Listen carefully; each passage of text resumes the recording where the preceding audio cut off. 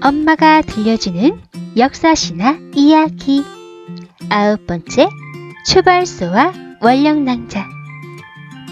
서기 32년, 고구려 대모신앙 때 일입니다. 한나라에서 5만 대군이 고구려 국경을 넘어 쳐들어왔었는데요. 고구려 군사들이 멋지게 물리쳐서 주변 국가들이 서로 화친을 맺으려 하거나 싸우려 하지 않았다고 해요. 여기서 화친은 나라끼리 친하게 지내자는 말로 친구와 비슷한 말이랍니다. 나라가 편안해지자 대무신앙은 백성들을 살피려고 했어요. 그래서 대무신앙은 여러 신하들과 의논을 했어요. 그런데 소문에 백성들을 괴롭히는 관리가 있다고 하는 것이 아니겠어요? 대무신앙은 사자들을 보내어 소문이 맞는지 살펴 알리게 했답니다. 이 무렵 구도라는 사람이 비류부의 부장으로 있었는데요.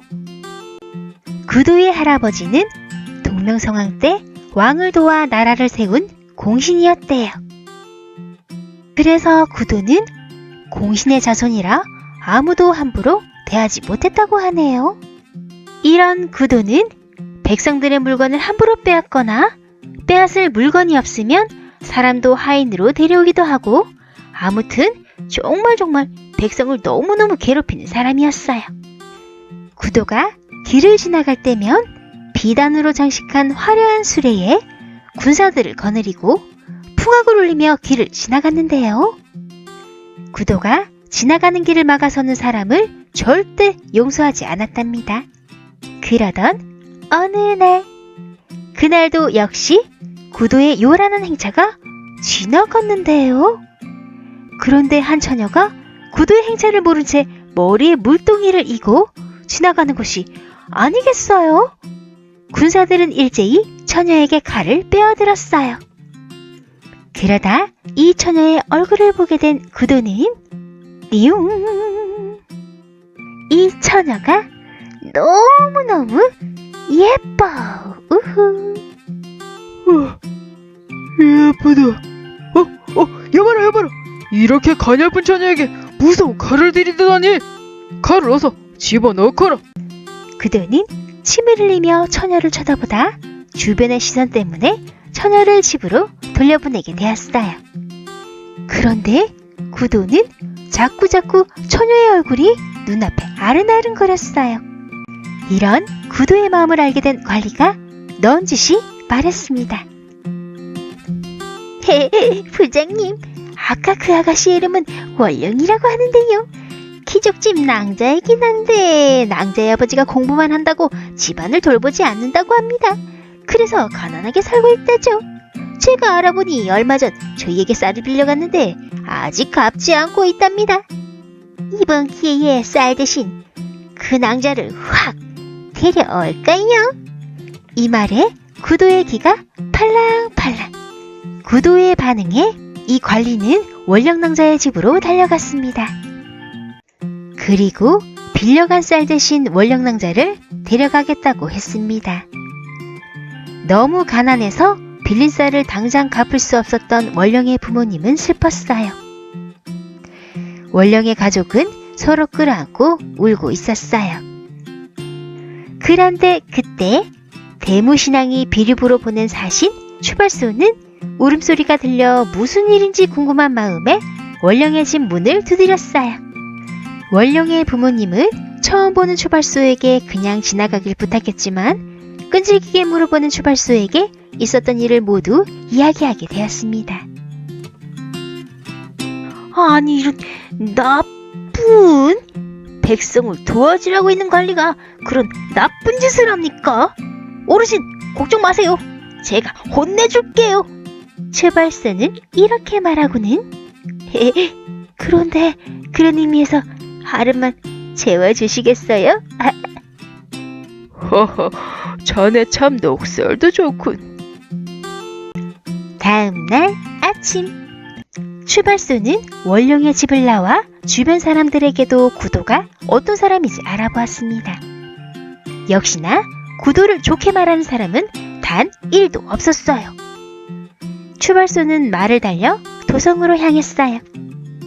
그리고 대무신앙을 만나 구도가 했던 악행들을 보고했습니다. 대무신앙은 크게 화를 내며 구도 일당을 당장 잡아들이라고 했습니다. 추발소는 대무신앙의 명령을 받고 바로 원령의 집으로 향했습니다. 그런데 원령의 집에 도착하니 구도의 관리들이 원령을 잡아가려고 하는 것이 아니겠어요? 추발소는 명령을 했고 대무신앙이 보낸 군사들은 구도의 군사들과 싸움을 시작했어요. 하지만 싸움이 되지 않았답니다. 어느새 구도의 군사들은 항복을 했죠. 다음으로 추발소는 구도가 있는 비류부 관하로 갔습니다. 추발소가 관하로 들어가려 하자 문지기가 막아섰습니다. 구도는 밤새 놀다가 잠이 들어 오후가 되어야 일어난다는 것이 아니겠어요? 나 참, 부장이라는 자가 밤새 놀다가 일해야 될 시간에 잔다고? 정말 과간이군. 추발소는 문지기를 밀쳐내고 관하로 들어갔습니다. 시끄러운 소란에 구도는 무슨 일인가 하고 부스스 일어났습니다. 넌 뭐냐? 너 잡으러 온 정의의 사도다. 왜? 뭐야? 너 미쳤냐? 여봐라! 저 미친놈을 당장 잡아들여라! 구도의 관리들이 추발소를 잡으려 하자 추발소는 다시 소리쳤어요. 그건 내가 할 말이거든. 백성들을 돌보라고 있는 자가 백성들을 괴롭히다니. 여봐라. 그러네. 추발소의 말에 갑자기 사람들의 함성이 들리더니 군사들이 들어왔어요. 왕께서 엄청 화나셨거든. 너 큰일 났다. 큰일 났다. 구도의 무리들은 모두 감옥으로 고고싱. 이때 비류관아 문 밖에서 얼굴 셋이 빼꼼. 추발소가 어떻게 구도에게서 원룡을 구해줄지 궁금했던 원룡의 가족들이 추발소를 따라왔었나 봐요. 모든 일을 마친 추발소를 향해 원룡의 아버지 목소리가 들렸습니다. 저희 딸을 구해주셔서 감사합니다. 아닙니다. 제가 할 일을 했을 뿐입니다. 원령 낭자의 아버지는 원령을 추발소에게 밀어 보냈습니다. 원령은 아버지에게 밀쳐져 추발소에게 안기게 되었습니다. 어차피 오늘 우리 집을 나갈 나이였습니다. 나으리께서 저희 원령을 데려가십시오. 추발소는 원령의 얼굴을 바로 본 적이 없었어요. 그런데 이번에 원령의 얼굴을 똑바로 보니 정말 예뻐. 으흐. 우와, 진짜 예쁘다. 추발소는 자신도 모르게 원령을 멍하니 보게 되었어요. 추발소와 원령의 얼굴은 사과처럼 빨개졌어요.